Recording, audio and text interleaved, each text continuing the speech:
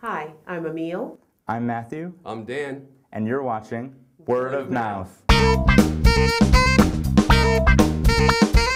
Hindered me $500,000, laughed at my losses, mocked at my gains, scorned my nation, thwarted my bargains, cooled my friends, heated mine enemies.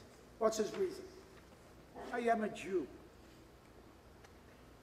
Tonight I saw Merchant of Venice. The play opens and Bassanio has fallen in love with Portia, who lives in Padua, and she is of wealth, and he wants to woo her. So Antonio, who loves Bassanio like a son, doesn't have any cash on him, but he has all these ships that are going out, and he's going to make all this money, and he's got this reputation. But he says, use my name, use my credit, and go get the 3,000 ducats. From Shylock, a Jewish banker, so that he may go and woo her. Shylock is the person that they have to go through for money. Shylock is a Jewish man living in Venice, and he lends money, and he's a banker. Antonio treats Shylock really bad, before that goes in and asks for the money, treats him really bad, insults him the whole bit. And which Shylock keeps in his memory, and it's in his mind.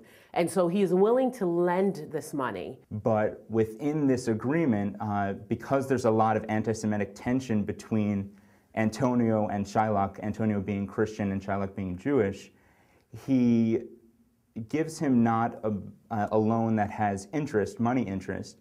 Rather, he gives him a loan that if he does not repay it, he has to give him a pound of his flesh. Portia is played by Lily Rabe, and her father died. And he has left a puzzle, a task for the suitors that come to try to wed her. She cannot choose the person she will fall in love with. They have to choose her. And the way for them to choose her is he left 3 chests. One of gold, one of silver, and one of lead. And they each have an inscription on it, and each of the suitors, as they come, read the inscriptions and decide which of the caskets they want to open.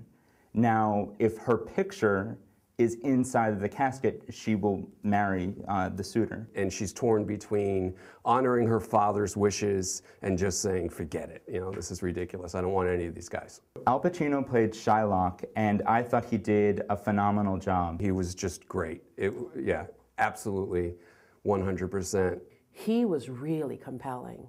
When he was on the stage, he embodied that Shylock. He was that Jew. He was filled with hate and rage. And it was a great part for him. Really, you could just see how he internalized the struggle, and it just came out in this powerhouse performance. Lily Rabe played Portia, and she was just as good. I think that she is just astounding. And I think that she just has such a wonderful poise and presence and sensuality about her. She did an excellent job of saying, I'm just going to own the stage when I'm on it. And she did. You never took your eye off her. David Harbour played Bassanio, and I thought he did a really good job as well. I had seen him in a couple of things like Coast of Utopia and Who's Afraid of Virginia Woolf, but he was so much lighter and funnier in this one that I really liked it. Christopher Fitzgerald plays Lancelot Gobbo, and he didn't have that big of a part in the show, but the parts that he was on stage, he was his usual funny self, and I think he really embraced this part and provided a lot of comic relief, especially in the first act. I really liked it a lot. Yeah, I really liked it a lot. I wouldn't say it was a perfect production, but I thought it was a really good production.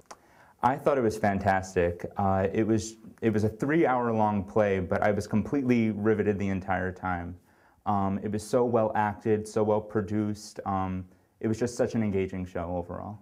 I enjoyed it. It was Shakespeare, so the language took a little while to get into, because we don't live in a Shakespeare world. So it is me, it is I, you know, that took a little while, but then it just all came together. It was good.